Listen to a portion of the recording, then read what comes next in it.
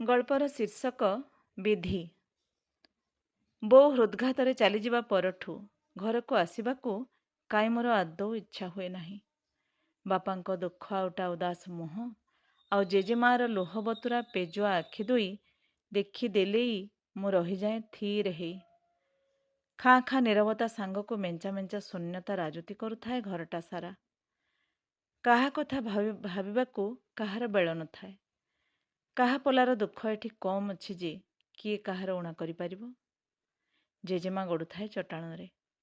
ବାପା ଚୁପ୍ ହେଇ ବସିଥାନ୍ତି ତାଙ୍କ ଶୋଇବା ଘରେ। ଅଫିସ୍ ସମୟତକ କୌଣସି ମତେ କାଟିଦେଇ ଘରକୁ ଆସିଲେ ପୁଣି ସେଇ ଅବସ୍ଥା। କାକା ପ୍ରାୟ ସମୟ କାଟନ୍ତି ବାହାରେ, ଲାଗିଥାନ୍ତି ତାଙ୍କ ଠିକା କାମରେ। ଘରକୁ ଫେରିଲେ ସେ ବି ପାଲଟି ଯାଆନ୍ତି ଗୋଟେ ମୂର୍ତ୍ତି। ବେଳେବେଳେ ଜେଜେମାର ବାହୁନା କାନ୍ଦ ଶୁଭେ।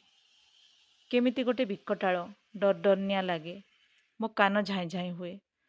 ସବୁଆଡ଼ ଶୂନଶାନ ମନେ ହୁଏ। ଖୁବ୍ ଏକଲା ଏକଲା ଆଉ ଅସହାୟପଣଟି ଆବରି ବସେ ଗୋଟାପଣେ ମୋତେ। ଭାରି ମନେ ପଡ଼େ ବୋଉ କଥା, ତା ସ୍ନେହ ଆଦର ଗେଲ ଲାଡ଼ କଥା। ଜାଣିଲା ଦିନଠୁ ବୋଉ ଯିବା ପରଯାଏ ତାର ମୋ ପ୍ରତି ସେବା ଯତ୍ନ କଥା। ଖଟରେ ଗଡ଼ିଯାଇ ମୁଁ ବି ଓଢ଼ଣୀ ଭିଜେଇ ଦିଏଁ ଲୁହରେ ଲୁହରେ। ହେକେଇ ହେକେଇ ହାଲିଆ ଲାଗେ, ତଥାପି ଆଖିରୁ ନିଗଡ଼ୁଥାଏ ଲୁହ। ଜେଜେମା ଆଉ ମୋର କାନ୍ଦ ଦେଖି ବାପା କାକା ଥିରକିନି ଖସି ପଳାନ୍ତି ଘରୁ। ହାଲିଆ ହେଲେ ଜେଜେମାର କାନ୍ଦରେ ଥେବ ଆସେ। କାନ୍ଦି କାନ୍ଦି ମୋ ମୁଣ୍ଡ ବିନ୍ଧେ, ଛାତି ରୁନ୍ଧେ, ନାକ ବନ୍ଦ ହେଇ ନିଶ୍ୱାସ ପ୍ରଶ୍ୱାସ ନେବାରେ କଷ୍ଟ ହୁଏ। ବୋଉର ଏମିତି ରୁନ୍ଧି ହେଇଥିଲା ଛାତି। ସରିଯାଇଥିଲା ତା ପାଇଁ ପୃଥିବୀରୁ ପବନ। ଜୋର ଜୋର ନିଶ୍ୱାସ ଟାଣି ଟାଣି ସେ ଅଣନିଶ୍ୱାସୀ ହେଇ ପଡ଼ୁଥିଲା। ହାଲିଆ ହେଇଯାଉଥିଲା। ପାଟିଟା ଆଁ କରି ପବନ ପିଇବାକୁ ଚେଷ୍ଟା କରୁଥିଲା। ସେ ଶକ୍ତି ଟିକାକ ବି ଶେଷରେ ଟାଣିନେଲେ ଠାକୁର। ରୋଗର କାରଣ ଆମ ପାଇଁ ଥିଲା ଅଜଣା। ଡାକ୍ତରଖାନା ନେଉ ନେଉ ବାଟରେ ଏକା ଚୁପ୍ ହେଇଗଲା ବୋଉ। ଡାକ୍ତର ଢାଙ୍କିଦେଲେ ଧଳା ଚାଦର ତା ମୁଣ୍ଡରୁ ପାଦ ଯାଏ। କାନ୍ଦ ବୋବାଳିରେ ଆମେ ଫଟେଇ ଦେଲୁ ଡାକ୍ତରଖାନାର ସେଇ କୋଠରୀ। ଟିକିଏ ଶବ୍ଦରେ ଚଟକିନି ନିଦ ଭାଙ୍ଗି ଯାଉଥିବା ବୋଉର କାନକୁ ଆଉ କିଛି ଶୁଭିଲା ନାହିଁ। ଅବିଶ୍ୱାସ୍ୟ ହେଲେ ବି ନିୟତିର କ୍ରୂର ଦଣ୍ଡ ଆମକୁ ସହିବାକୁ ପଡ଼ିଲା। ସେଦିନଠୁ ଆମ ପରିବାରରେ ଖାଲି ଲୁହର ଝର ଝରୁଛି ଯେ ଝରୁଛି। ଆହା କରିବାକୁ କି ଲୁହ ପୋଛିବାକୁ କେହି ନାହାନ୍ତି ପାଖରେ। ଆମମାନଙ୍କ ଭିତରୁ କାହା ହାତ କାହା ଆଡ଼କୁ ଆଶ୍ୱାସନା ଦେବାକୁ ବଢ଼ିପାରେ ନା। ନିଜ ଲୁହକୁ ରୋକିବା ଯେଉଁଠି କଷ୍ଟ, ନିଜ ଘାକୁ ଟିକେ ଆଉଁସିବା ପାଇଁ ଯେଉଁଠି ହାତ ପାଏ ନାହିଁ, ସେଠି ଅନ୍ୟର ଲୁହ ପୋଛିବାକୁ କିଏ ବା ସମର୍ଥ?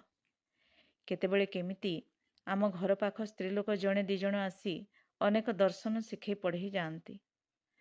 ଜନ୍ମ ମରଣ କାହା ହାତର କଥା ନୁହଁ, ଇଏ ବିଧି ନିର୍ଦ୍ଦିଷ୍ଟ। ଦେହ ସିନା ମରେ, ହେଲେ ଆତ୍ମା ତ ଅମର।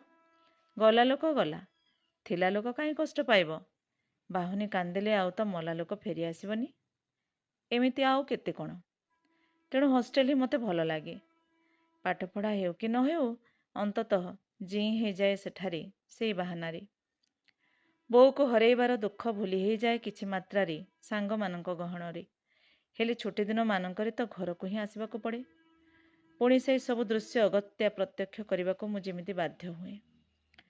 ଭାଇ କିମ୍ବା ଭଉଣୀଟିଏ ଥିଲେ ଅନ୍ତତଃ ତା ସହ ଖେଳି ବୁଲି ଖୁସି ଗପ କରି ସମୟ ବିତିଯାଆନ୍ତା। ମନ ଅନ୍ତର୍ମନର କଷଣ ଦୂଷଣକୁ ପରସ୍ପର ଭିତରେ ଭାଗ କରି ନିଅନ୍ତି। ଜୀବନଟା ଟିକେ ସହଜ ଲାଗନ୍ତା। ମୋତେ ସବୁ ପ୍ରକାରେ ସୁଖ ସୁବିଧା ଦେବାକୁ ମନସ୍ଥ କରିଥିବା ମୋ ବୋଉର ଏ ନିଷ୍ପତ୍ତି କିନ୍ତୁ ଏବେ ମୋ ପାଇଁ ଖୁବ୍ ଭାରି ପଡ଼ିଲା। ଜେଜେମାର କହିବା ଅନୁସାରେ ମୋ ବୋଉର ଏକା ଜିଦ୍। ସେ ମୋର କୌଣସି ଅଭାବ ହେବାକୁ ଦେବ ନାହିଁ ବୋଲି, ମୋ ଭାଗରେ ଆଉ କେହି ଅଧିକାର ବସେଇବେନି ବୋଲି ମୋତେ ଏକା ହିଁ ସଂସାରକୁ ଆଣିଥିଲା। ସେ କେବଳ ମୋର ସୁଖ ଭୋଗ କଥା ଭାବିଥିଲା। ହେଲେ ତାର ଏତିକି ସାମାନ୍ୟ ବୁଦ୍ଧି ହେଲା ନାହିଁ ଯେ ପରିବାରର କିଛି ବି ଘଟଣ ଅଘଟଣରେ ସୁଖ ଦୁଃଖରେ ସମସ୍ତଙ୍କର ସମାନ ଭାଗ ହୁଏ। ସୁଖ ସିନା ଏକା ଭୋଗି ହୁଏ, ହେଲେ ଦୁଃଖକୁ ଭିଡ଼ ଭିତରେ ବାଣ୍ଟି ଦେଲେ ହିଁ ହାଲୁକା ଲାଗେ।